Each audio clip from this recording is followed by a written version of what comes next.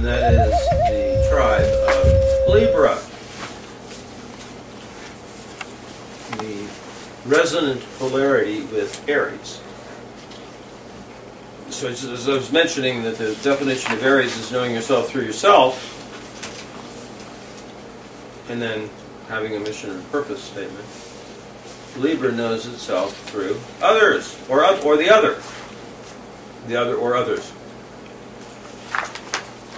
Now what gets lost in translation is the fact that it says you know yourself through that experience. However, the core to the mystery is something it can learn from Aries, which is that it can also be whole. It can also know itself through itself. It's just adding to that by getting the perception from others or the other. You know, so part of the training of Libra is to find out more about yourself through that reflection personally that comes from other or others. Part of the training is to know how to do that. It's in the householder place, because in the history of humanity,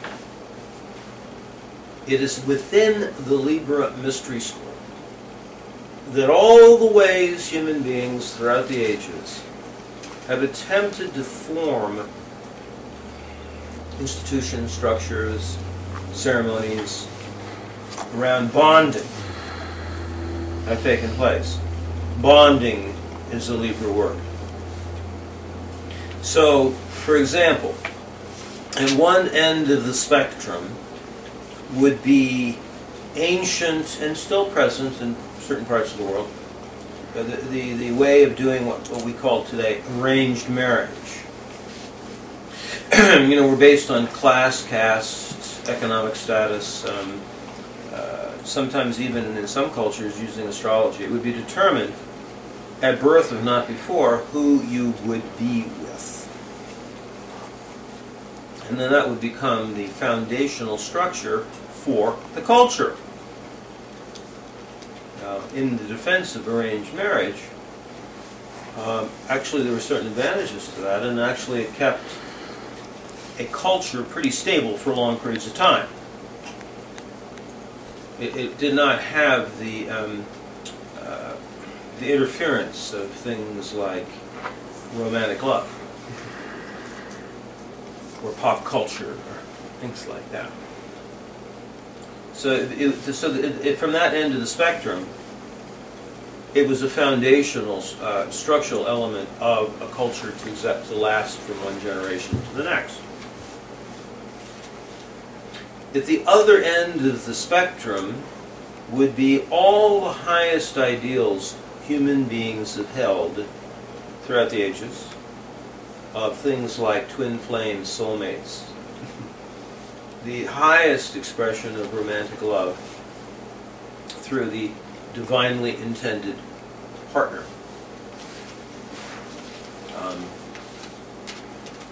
In either case, it is actually about the institution of a bond, the establishment of a bond with another person, with agreements.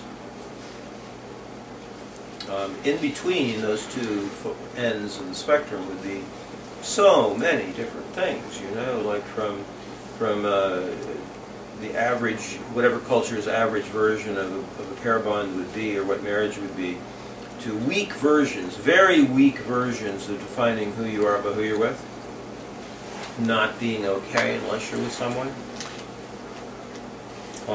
getting lost in the other, losing connection to your own wholeness or own autonomy.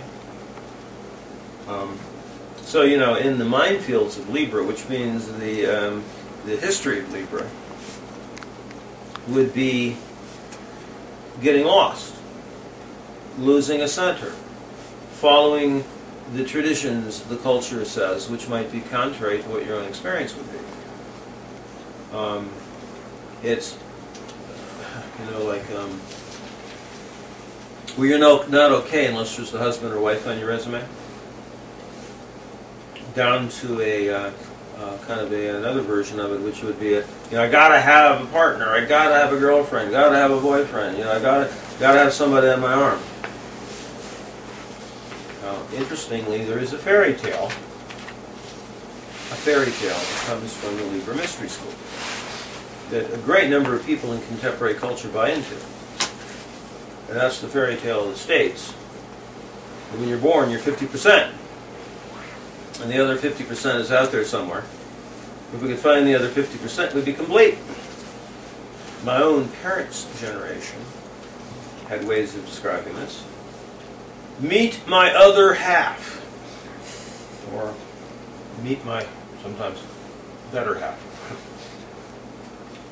Looking out there for the other half, the other 50%.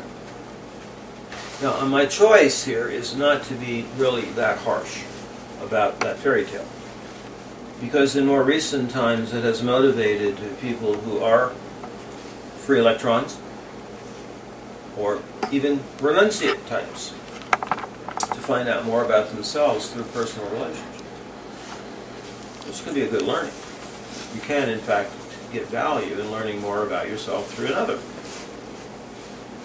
But the risk with a bond is losing yourself. My first wife was an Aquarius moon with Venus and Mars in Aquarius. And every time I would talk about Libra, even though she was a romantic, she would hear me talking about this and she'd say, what is this bond thing? What is this pair bonder thing? Sounds like bondage to me. That's the Aquarius, because Aquarius is the ultimate free electron. Gemini may give it a run for its money, but I mean, Aquarius by definition is ultimately completely free, while Libra by definition is the personal relational path of knowing yourself through the other. But I'm not trying to say Libra is the only mystery school that's about personal relationship. Taurus and Scorpio are about personal relationship. Taurus in particular is very much about personal intimacy and personal relationship. But it's an entirely different type. The Libra version has to do with agreements over a period of time. Like, like in the more recent times, written into the marriage vows, written by churches, and often employed in the state license, might be the statement, "Till death do us part." Well, that to me is an example of content, not essence. I mean, I'm not saying it's wrong to have it be for life, but that's more of a choice rather than written into the structure of the essence of the mystery school. Now, I also want to mention here that this emphasis on personal, very important. I want to speak more about this personal aspect. And then I also want to mention another key ingredient that makes Libra entirely different from the remaining two householder signs, Cancer and Capricorn. And that is its non-hierarchical essence. But first about this personal thing. Completely separate from the cultural traditions of bonding and establishing the varieties of what might be called marriage. You don't have to use the M word, but those kind of institutions. Separate from that is this mystery of personalness. It's kind of like what the average human being means when they might make the statement, I want to be loved for me. I just want to be loved for me. Not my resume, not what I know, not my money, not my knowledge, not how I look. I want to be loved for me. What does that mean? Many spiritual traditions do not even address this. Like, for example, if you go to India, there's a very well-known technique called, it comes from the Ramana Maharshi tradition, the self-remembering technique, where you do an inquiry. Who am I? Who am I? I'm not my mind. Who am I? I'm not how I look. Who am I? I'm not my resume. Who am I? You basically strip it away. And in many spiritual traditions, when you strip it away, down to the core, then you get the Buddhist perception, the self is empty. Essentially, it's just, there's nothing there. It's all constructed facsimiles. It's not real. Self is empty. However, if you are a householder, if you're in the world, you strip that all away, there's somebody still sitting there. Who's that? That's the personal essence. And there's no known mental or physical technique in order to develop personal essence. It's just who you are when you strip it all away. Your personalness. And in the Sufi tradition, that is referred, it's one of the few traditions to talk about this. It's called the pearl. The pearl beyond price is what it's sometimes called. It's this personal essence. Who you are when all these other things are stripped away. And the average human being who says, I just want to be loved for me.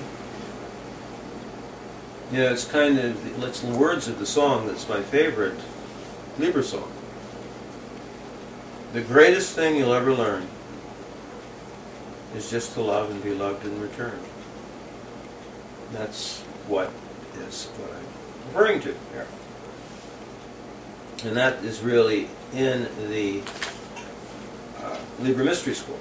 I already mentioned earlier that this is about relationship, personally, with people. It's not with your dog, or it's not with God. So I one time was sharing this with a person in the audience who was of the more esoteric Jewish tradition. And he heard me say this, and he said, oh my God, are you Jewish? You know, because apparently in the Hebraic tradition, they really have this knowledge of this essence of personalness, of humans with humans. And so you're looking into the eyes of another person, and you're getting reflected back God through the person. Right? Which is why this is a householder path. It's not, you can't do that alone on the mountain. It's also, per se, not really about sex. I mean, it is possible that a person could be in a completely marvelous Libra relationship, even called marriage in certain scenes, where they have celibate marriage. They've chosen for a variety of reasons not to engage in the carnal sexual experience, right? Completely non-tantric. But they're continually in personal dynamic with each other.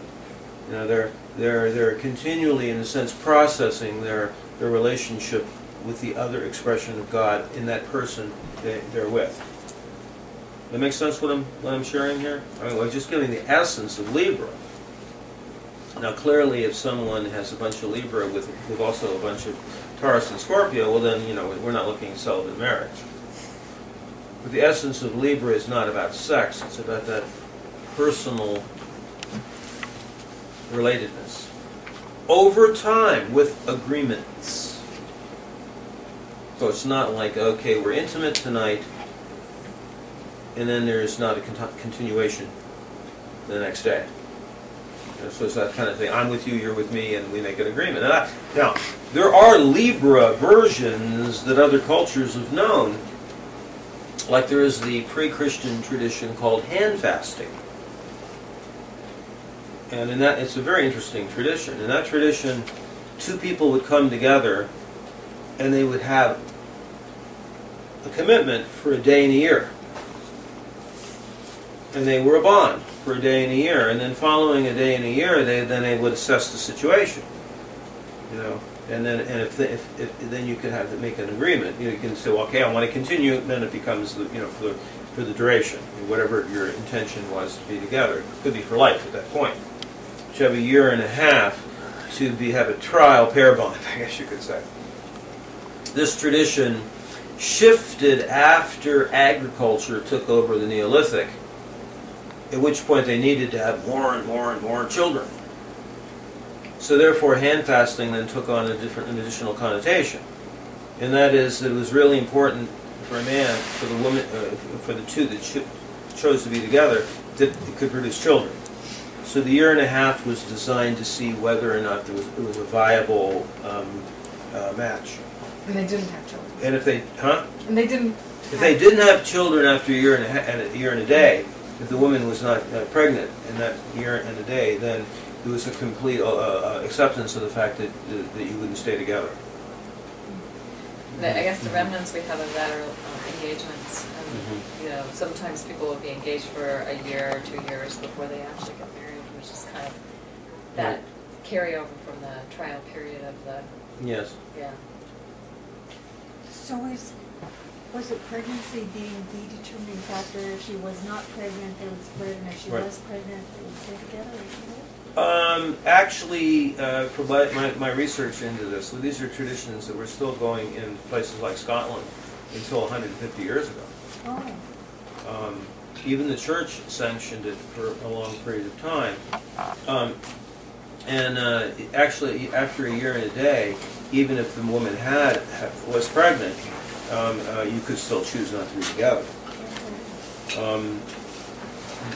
That was the determining thing about you having free choice. Is this the person I want to stay with any longer? But later, when it became important in certain communities and in certain time periods in history, that it was really important that there be children, then a person could choose not to stay together because the person he chose, they weren't a viable mix for whatever reason. They couldn't produce a child.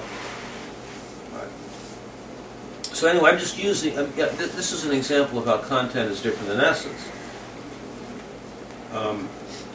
So the Libra in essence is to be loved personally, and then to basically choose to, if we're doing it, we're talking about the pair bond, like a relational commitment, then it's all these different varieties of ways to set up structures in a culture that hold it together. This is all, of course, up for major revision at this particular time. Did you have a question now? No. Okay. Now, the next part of this that's really important to get the essence of Libra is the non-hierarchical nature of the Libran relational path. For example, when we get to Cancer and Capricorn, we're going to be talking about two of the mystery schools of householdering, that are hierarchical, authentically hierarchical. Parents and children, teachers and students, spiritual teachers and Cayelins, therapists and clients, that kind of thing. They can actually be personal, but it's still hierarchical. While the Libran approach is non-hierarchical. Now, if we applied this to relationships that are other than lovers or husbands and wives and so on, this could show up as an example like in a business relationship, where if you happen to have a business relationship, there's a variety of roles you can play. You can be the boss. You can be the employee, you can be the vision carrier, you can be the free electron, you can be the hired gun, you can be the vision carrier entrepreneur, or you can be in collaboration. Partnership is collaboration. So which is why we define the Libra Mystery School as non-hierarchical conscious equal partnership. Non-hierarchical conscious equal partnership. Now if you follow the essence of Libra, that pretty much disqualifies quote-unquote Christian marriage. Because basically that is a version of Libra that has been usurped by that strange hybrid that I've discussed several times of monotheistic religions and hierarchical patriarchy, where the husband has dominion over the wife, which gives rise to the bizarre traditions that are even more extreme sometimes in the Islamic world, where essentially the woman is a possession, is chattel.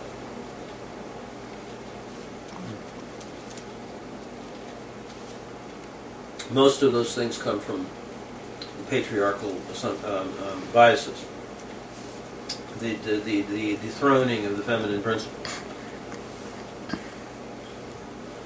And it's, so therefore, when I'm describing the essence of Libra, that really disqualifies that. Now, recently, this has not been an easy time for Libra. Particularly since Saturn has been moving through Libra. And of course, we're making this, this recording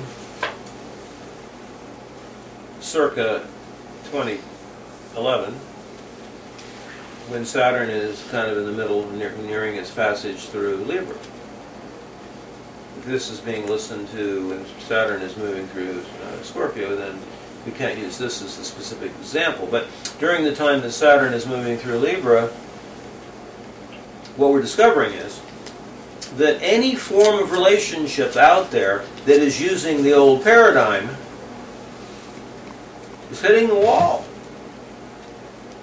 Breaking up. Can't sustain itself. And that's also in, not just between, quote, husbands and wives, but in these certain assumptions about how people partner with each other. Is that particular to the Libra relationship or to all relationships? The old paradigm of relationships? I'm talking, we're specifically talking about the forms of relationship that are Libra. And not everybody does this. I mean, this conversation would be not so relevant if a person is primarily Scorpio, Taurus, Gemini.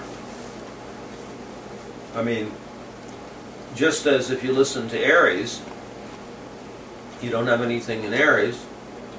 It's an interesting learning experience to learn about Aries, but it may not relate to you. Same thing for this pair bond thing. One of the key factors in the Shamanic Astrology approach is to say that pair bonding is a valid, authentic choice. But it's one of many. I'm often reminded, I saw this thing once in a Buddhist magazine, and there's been this, some of you may know this, it's somewhat obscure, but I think you'll understand the point here.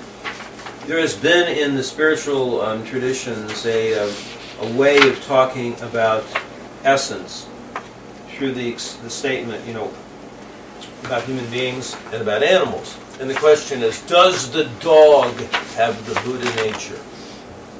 Is a dog, in essence, a sentient being the way a human being is? You know, so they're asking this question: does the dog have a Buddha nature?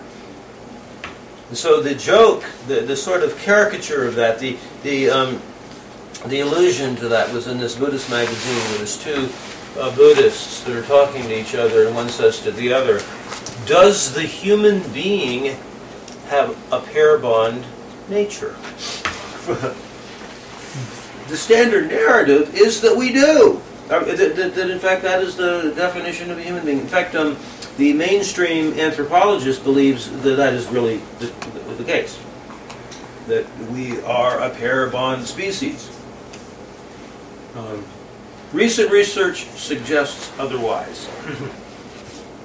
In the book Sex at Dawn, a highly recommended book, it's basically showing that for the most part human beings have not been, and are not equipped to be, monogamous pair bonders. Now, you could of course take that and turn that into an absolute.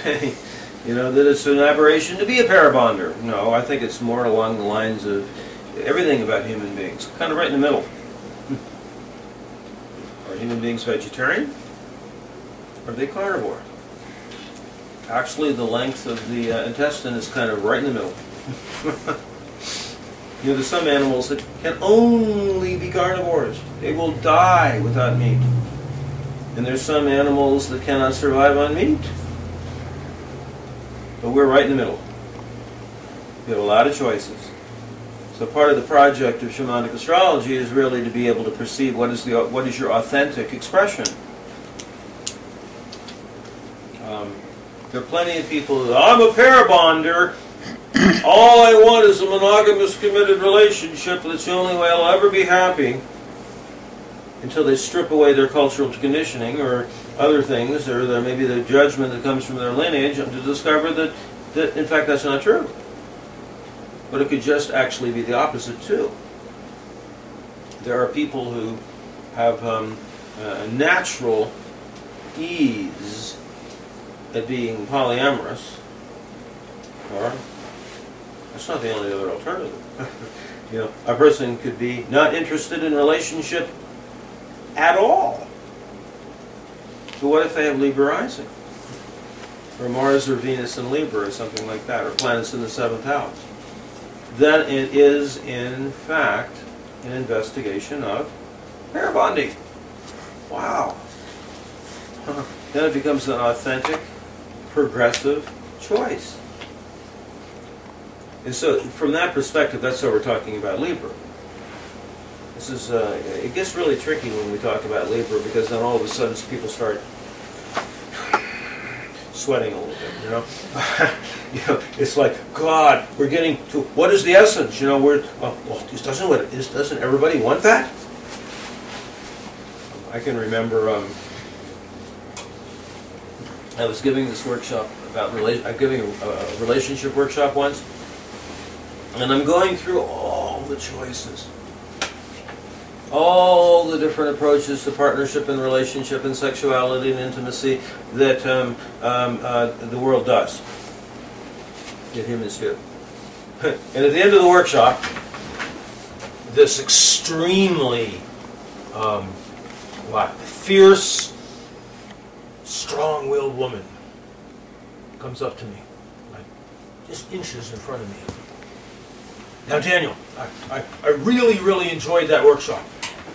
But come on now, you have to admit, the only way to get enlightened is in a monogamous, committed relationship for life.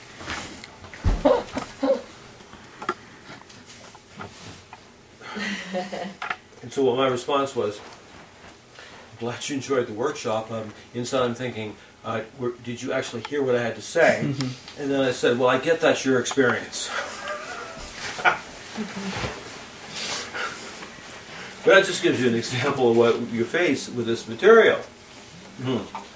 But within the framework of the Libra Mystery School, if we're dealing with personal relationship, this is the one, along with Aries, this is what makes Aries a natural match, where what the person with Libra, strong Libra, wants more than anything is to be claimed. To be claimed. I mean, we're basically the individual you are in relationship with, without any coercion, can clearly state that you are their number one priority. And you return the favor. Yeah. That's a bond. Wait, the Libra wants to feel claimed by the person they're with? Yes. Okay, and then they return the favor. Yeah, yeah. I mean, a person might say, well, there's all kinds of people who want to claim me, but I don't want to be with them. But then there's also many Libra-izing types, or people with strong Libran intent, who are afraid to admit that's really what they want. So you have to get to a kind of a place of enough self-love to really, to admit that that's not a weakness to say you want that. That's why these are kind of hard times for Libra. Because why? Because what does some of this sound like? It's a very fine line between the strength of two individuals who claim each other and choose to have the relationship be important. Very fine line between that and that diagnosis. That catch-all diagnosis for so many things in our current culture. And you know which word I'm meaning here. Codependency! Because doesn't this sort of sound like codependency? Very fine line. And certainly a lot of people who are working on Libra have been there. Especially lineage. Especially lineage. I mean, when the lineage, when the person has a Libra moon or the Libra job, it's like the fish not knowing they're in water because they're in water all the time. Till they're taken out of the water. What is this world? Wait, put me back in the water. I don't know how to do this. Please don't put me in the water. And then there are going to be individuals Put me in the fire. who really have done their work about autonomy and sovereignty, or they come from a place on the wheel that's autonomous and sovereign. It's not about bonding in any way. And what if they are now working on Libra? Well, they've got to get into that water somehow, and it's a risk. It's a risk. Because you could lose yourself. But if you're working on Libra, that's a good thing to experience. Because otherwise, have you ever run into these people who are autonomous or sovereign, and they come from a place of, I'd never be jealous. That's a low state. Or, it's like they're sort of glibly in a place of spiritual bypass regarding these kinds of human experiences of need and wanting, and then the shadow expressions of like jealousy and possessiveness and those kind of things. Some of those people are just they don't even know what that water is. They've not even begun. Maybe their path isn't even to go there. It's really important that kind of individual not judge others that are in that water. From another way of saying it, it's like the Catholic priest that is giving advice to married couples.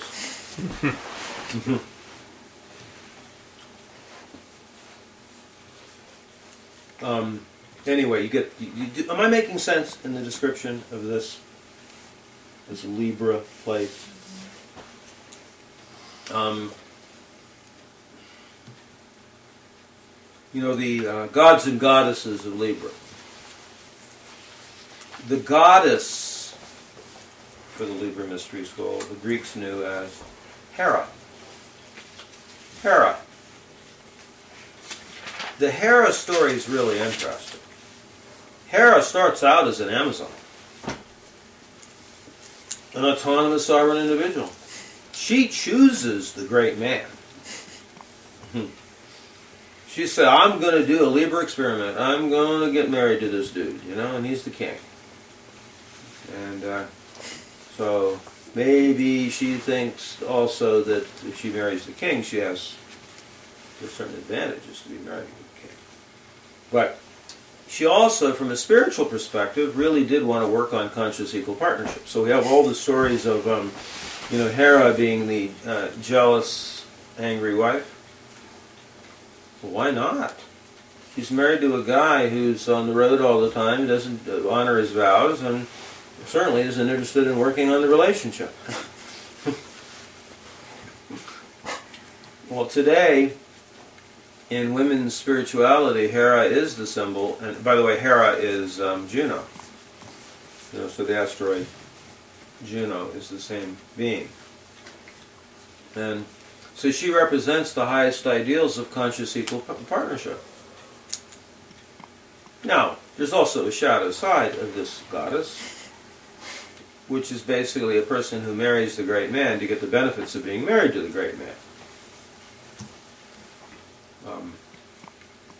Many little, there's many diverse dynamics like that within that symbol, Hera. The partnership goddess. But when we get to the masculine version of this mystery, this is really tricky territory. Because, like in pop psychology, they'll say stuff like, it's the woman who carries the relationship piece. Women have to work on the relationship.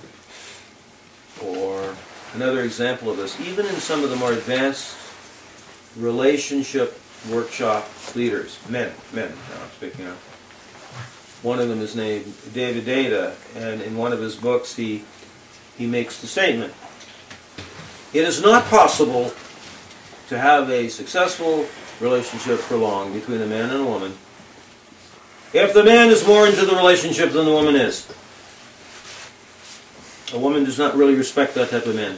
A woman can only respect a man if he has a noble cause or purpose that's not the relationship.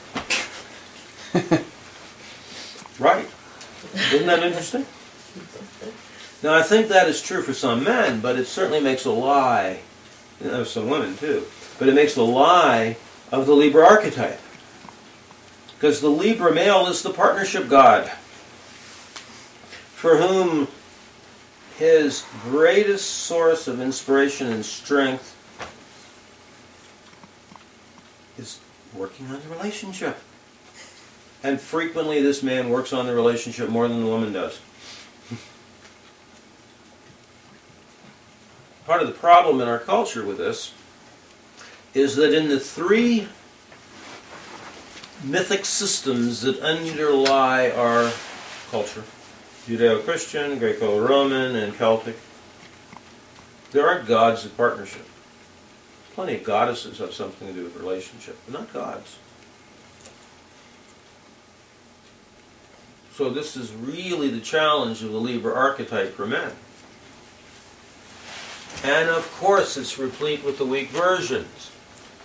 It is true that many women certainly don't want to be with the Libra god who's lost without his woman,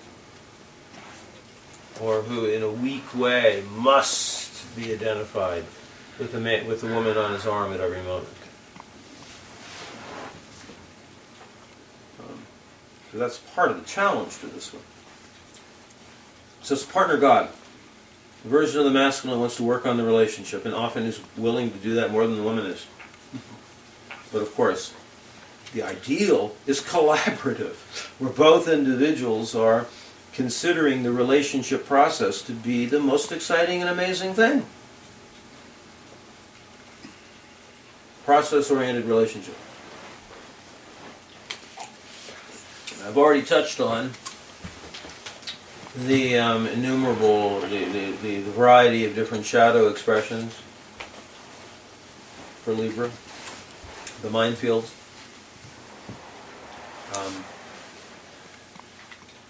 What would be the distinction between the addiction shadow and the vanity? Vanity is really interesting here. Now, the addiction, the shadow addiction, can be found when you're in a relationship with somebody with a Libra moon, male or female. And it's like your experience, what you were describing, which is like the fish doesn't know it's in water because it's in water all the time. I mean, codependency it's not even a concept because there's only one way of being, and that is you're defined by who you're with. The way that feels, by the way, is when you're in a relationship and your happiness, your state of well-being, is entirely based, well, maybe not entirely, but way more than 50%, is based on how the other person's doing.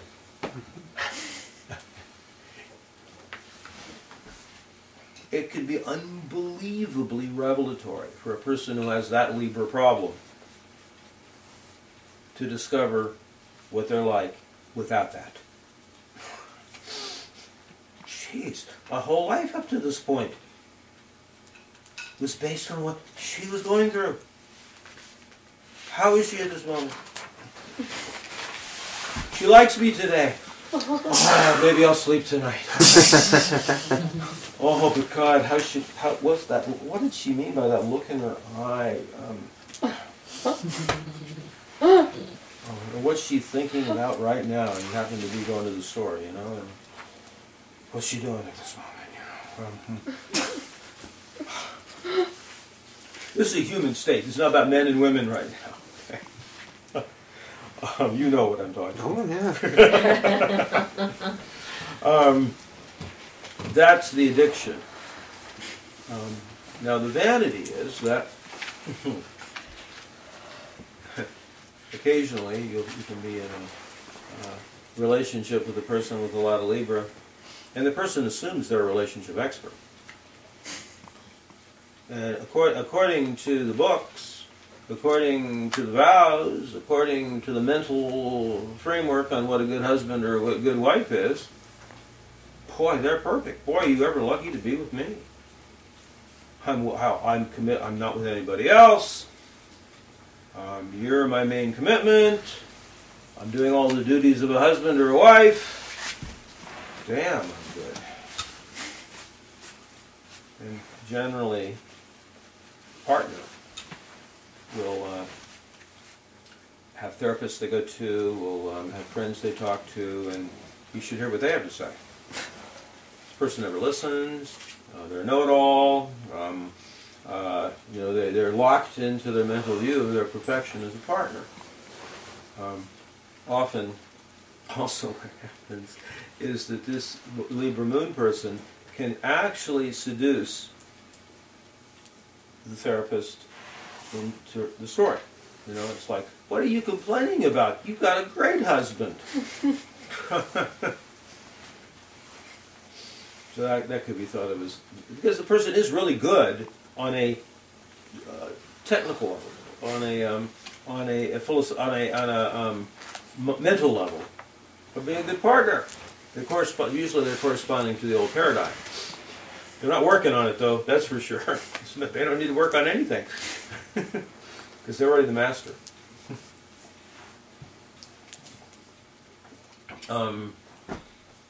What do you think? And the God. Well, he's in development. Right. I don't think you mentioned that. I did. Oh, you did. Okay. I was talking about how there is no God that is that. That in fact, according to these leading edge male teachers, this God is not one of them. And you can be priest, you can be father, you can be king, you can be warrior, not partner. Hard times for Libra. So it's the opportunity then for the God to emerge in the new age. Well, it's a willingness to choose autonomy first. You know, so it's always great for those who have Libra to know what it's like, to see what it's like to be in that condition where there's not more than 50% of them over across the table with somebody. Or the yearning to have somebody on the other side of the table that their happiness can be based on. If I could only find the soulmate, then my life could begin. So you can be with the Libra type. And then you get to this part of the sacred marriage work, which is about owning autonomy and sovereignty. And the person will never take the final step.